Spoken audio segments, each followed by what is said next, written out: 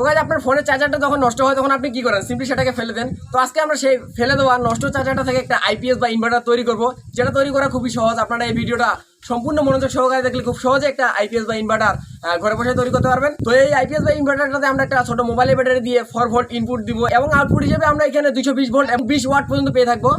তো চলুন আজকের ভিডিওটা শুরু করা যাক।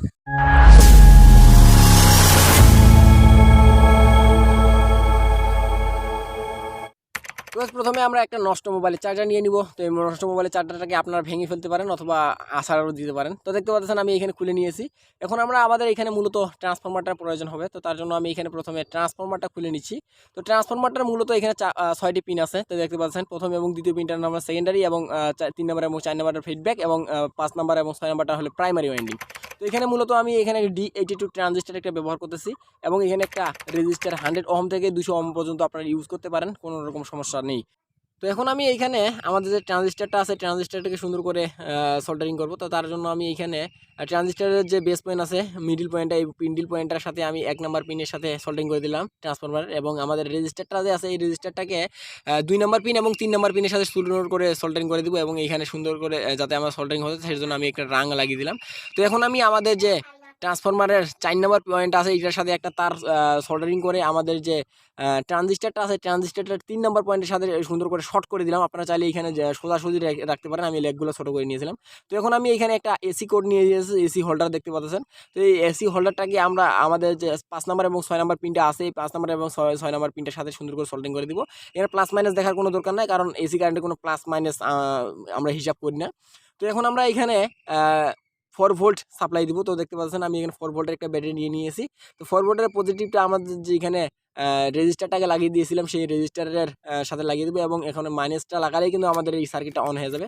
তো এখন আমি এখানে টেস্টিং করার জন্য লাক্সারি ব্র্যান্ডের 5 ওয়াটের একটা লাইট নিয়ে নিয়েছি, বাল্ব নিয়ে নিয়েছি দেখতে পাচ্ছেন। তো এখন এই বাল্বটাকে আমি জ্বালাবো। তো দেখতে পাচ্ছেন আমরা যদি ট্রানজিস্টারের 1 নম্বর পিনের সাথে নেগেটিভটাকে লাগানোর সাথে সাথে কিন্তু আমাদের এটা ওয়ার্ক করতেছে। তো আমি এখানে একটা কালো তার সোল্ডারিং করে নিচ্ছি। তো দেখতে পাচ্ছেন আমরা এখানে কিন্তু সুন্দর করে জ্বালাতে পারতেছি কোনো রকম প্রবলেম ছাড়াই। তো দেখতে পাচ্ছেন কত সুন্দর ওয়ার্ক করতেছে। আর অনেকে আবার ফেক মনে করবেন, কিন্তু এটা ফেক না, আপনারা বাসায় ট্রাই করবেন।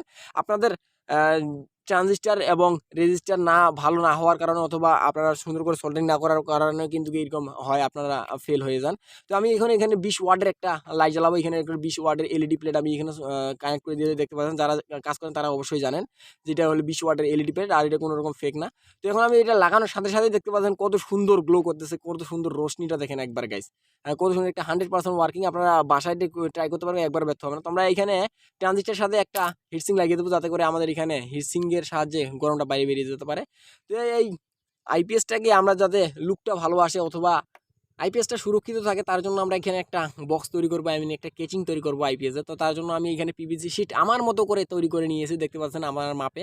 তো আপনারা এখানে নিজের ক্রিয়েটিভিটি দিয়ে নিজের মতো করে তৈরি করে নিতে পারেন, এতে কোনো প্রবলেমই নেই।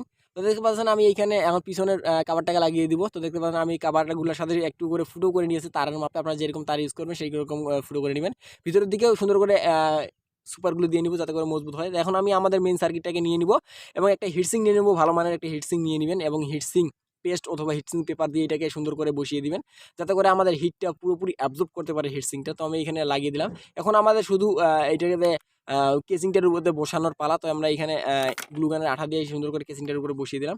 তো এখন আমরা এখানে সোল্ডারিং করব তার আগের মতো করে আমি আগেই দেখিয়ে দিয়েছি, এখন কোনো দেখানোর দরকার নাই। এরপরে যদি আপনাদেরকে প্রয়োজন হয় আমাকে কমেন্ট করবেন, আমি অবশ্যই আপনাদেরকে হেল্প করার চেষ্টা করবো। তো আমাদের এখানে সব কিছু কানেক্ট করা শেষ, সব কিছু সোল্ডারিং করে নেওয়া শেষ, সব কিছু আমাদের এখন এখানে ওকে হয়ে গেছে সার্কিটটা। তো এখন আমরা উপরের পার্টটাকেও লাগিয়ে দিলাম। তার জন্য আমি এখানে উপরের পার্টটাকে লাগিয়ে সুন্দর করে সুপারগুলো দিয়ে চিপকে দিলাম। তো এখন আমি এখানে 2টা পায়ের মতো করে নিয়েছি। এটার উপরে কিন্তু আমাদের আইপিএস এর বক্সটা দাঁড়িয়ে থাকবে। দেখতে পাচ্ছেন আমি উল্টিয়ে নিয়েছি। তো এখন আমি এখানে 4 ভোল্ট ইনপুট দিচ্ছি। 4 ভোল্ট ইনপুট দিলে আমি এখানে 220 ভোল্ট আউটপুট পাবো এবং 20 এম্পিয়ার পর্যন্ত। আমি এখানে একটা এলইডিও কানেক্ট করে নিয়েছি, যাতে আমাদের এখানে যখন আইপিএসটা চালু হবে তখনই আমাদের এলইডিটা গ্লো করবে। তো দেখতে পাচ্ছেন আমাদের বাতিটা কিন্তু খুব সুন্দর গ্লো করতেছে, কোনো রকম প্রবলেম ছাড়াই। আমরা খুলেছিলাম, লাগিয়েছিলাম, এতে কোনো সমস্যা হয়নি। এখানে একটা এলইডিটা খুব সুন্দর ব্লিঙ্ক করতেছে এবং আমাদের সার্কিটটা কিন্তু 100% ওয়ার্ক করতেছে। তো গাইস আজকের এই ভিডিওটা থেকে যদি আপনি একটু হলেও উপকৃত হয়ে থাকেন অথবা আজকের এই ভিডিওটা থেকে যদি আপনি একটু হলেও কিছু শিখতে পারেন, তাহলে ভিডিওটাতে লাইক করবেন এবং চ্যানেলটাকে অবশ্যই সাবস্ক্রাইব করবেন। তো দেখা হচ্ছে নতুন করে ভিডিওতে, ততক্ষণের জন্য ভালো থাকবেন এবং সাথে থাকবেন আপনারই ভিডিও চ্যানেল ক্রেজি সায়েন্সে।